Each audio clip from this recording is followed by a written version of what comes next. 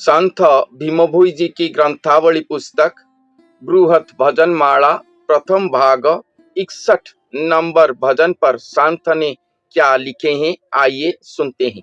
नर मनुष्य नुहि अपरते करुअछ किंपाई, साक्षाते से ब्रह्म अणाकार नाम सर्वे पाइबे काहि। बाह्य संसार को ए कली जुग को अछंती से नर देह को बही। संत यहाँ पर कहते हैं कि स्वयं अनाकार जिनका नाम है, जो स्वयं ब्रह्म है, वो इस कलिजुग पर बाह्य संसार पर नर देह को वहन करे ही। वो इस युग पर बाह्य संसार के लिए स्वयं नरदेह को वहन करे ही। वो नरदेह को वहन करे हैं, मगर वो नर मनुष्यों के अंदर नहीं है। उनको आप अगर मनुष्य के रूप में गणना करोगे तो ये सभी का भूल होगा। उनको सभी लोग भी प्राप्त नहीं कर सकते। संत यहाँ पर कहते हैं, वैष्णव वेश मंचरे प्रकाश, दीक्षा अवधूत ही, देख सर्वजन ज्ञान भंडार को अछंती थोई। वो वैष्णव वेश पर इस पृथ्वी पर प्रकाश हुए होंगे, अवधूत दीक्षा को वहन करे होंगे और अपने साथ ज्ञान भंडार को रखे होंगे, स्थापन करे होंगे। सभी लोग ये देखेंगे उनके ज्ञान गारिमा को। वचने उद्धार करिबे त्रिपुर, मंत्र मूर्ति न देई, अक्षय शरीर अटे ताहांकर, नथाई जहार स्वरूप छाई। वो देह धारण करके वचन पर ही ये त्रिपुर को उद्धार कर लेंगे। वो अपने वचन पर ही इस त्रिपुर को उद्धार कर लेंगे। किसी को भी मंत्र मूर्ति देने की आवश्यक उन्हें नहीं पड़ेगा। फिर भी उड़ीसा की भविष्यत मालिका ग्रंथों पर संत अच्युतानंद दास जी ने कहे हैं कि वो निराकार मंत्र 12,000 भक्तों को देंगे, जो कि उनके जातिस्मर भक्त होंगे, या हर युग पर वो सब भक्त जन्म लेकर उनके साथ लीला करते होंगे। 12,000 भक्त ये मंत्र उनसे पाएंगे। बाकी सभी को नाम प्रदान करेंगे, जो नाम को पाकर सब गति मुक्ति प्राप्त कर लेंगे। तो यहाँ पर कहते हैं कि सभी को मंत्र मूर्ति देने की आवश्यक नहीं है, केवल ही केवल अपने वचन के द्वारा सभी को उद्धार कर लेंगे। ये त्रिपुरा को उद्धार कर लेंगे। वो स्वयं महाशक्ति महास्वरूप हैं, अक्षय स्वरूप को वहन करे होंगे, अक्षय शरीर को वहन करे होंगे। फिर भी उनके स्वरूप का छाई कहीं पर भी नहीं पड़ता होगा, उनका स्वरूप का छाया नहीं होगा। नथाई जहार स्वरूप छाई, अर्थात वो जो आएंगे, जो स्वरूप को वो वहन करे होंगे, उनके स्वरूप का छाया कहीं पर भी नहीं पड़ता होगा, उनका स्वरूप का छाया नहीं होगा। ये बहुत बड़ा संकेत है। जो लोग अपने आप को कल्कि कहते हैं, वो महापुरुष कहते हैं, बारंबार मुझे फोन करके डिस्टर्ब करते हैं कि मैं ही हूँ वो आदमी, वो महापुरुष, कल्कि भगवान, सब कुछ मैं ही हूँ। मेरे चैनल पर आकर भी मैसेज करते हैं। तो उन्हें ये टेस्ट करना चाहिए कि उनका छाई पड़ता है या नहीं, क्योंकि यहाँ पर संत ने लिखे हैं कि जो महापुरुष आएंगे इस जगत का उद्धार करता है, जो जगत को उद्धार करेंगे, स्वयं ब्रह्म स्वरूप जो है, जिनका नाम अनाकार है, अक्षय शरीर को वहन करेंगे, उनका स्वरूप का छाया नहीं होगा। तो आप सब मनुष्य देही हुए हो, तो आपका छाया है कि नहीं, पहले देख लो, फिर से मैसेज करना, क्योंकि संत यहाँ पर कहते हैं उनका स्वरूप का छाया नहीं है। महाशून्य ठारू प्रभु श्री छामुरु छरी आसुची मही, देवा देवी गण मूर्ति का पाषाण ब्रह्मांड के ही न पारी भी रही।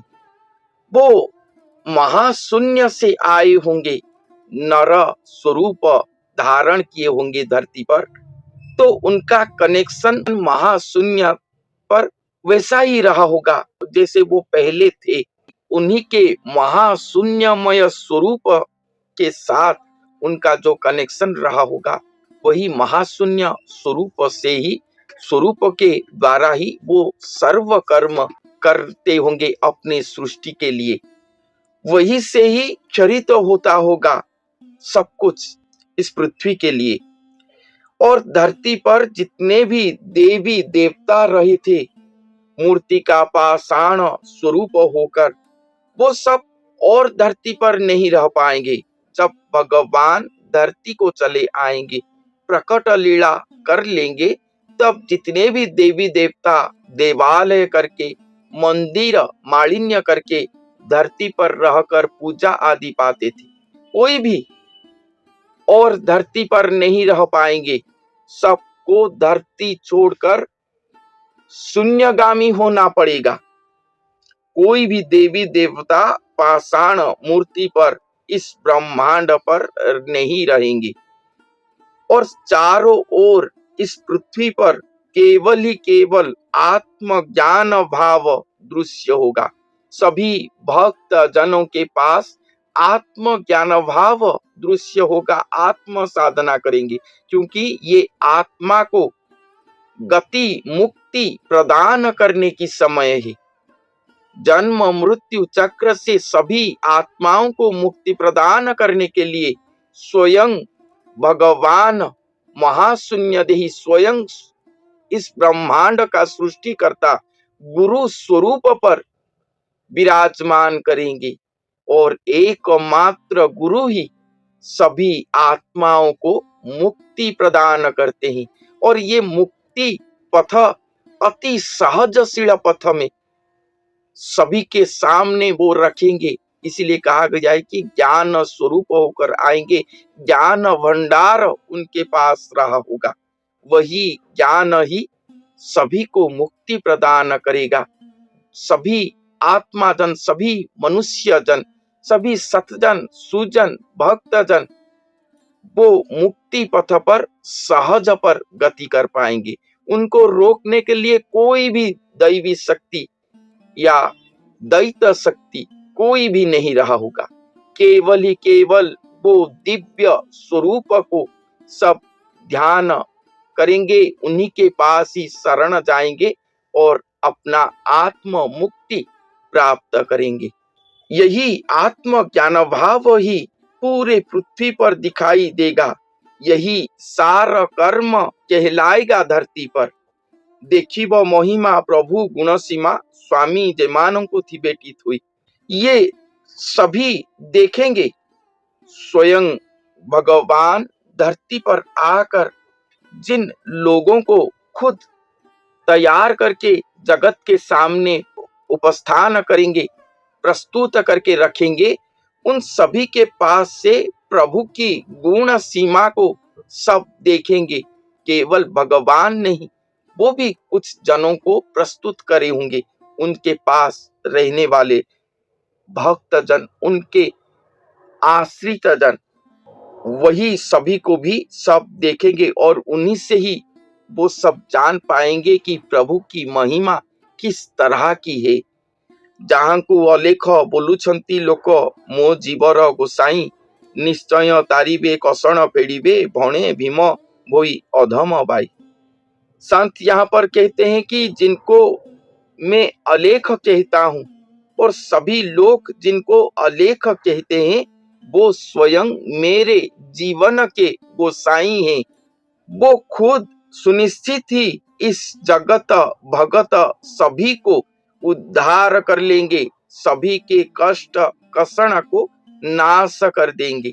यही बात संत भीम भोई अधम भीम भोई बाई प्राय इसे वर्णन करे हैं। यहाँ पर बहुत सुंदर सा वर्णन संत ने यहाँ पर लिखे हैं। और सबसे बड़ी बात लिखे हैं कि जो भगवान आएंगे उनका स्वरूप का छाया धरती पर नहीं पड़ेगा, नहीं होगा, उनका स्वरूप का छाया नहीं होगा।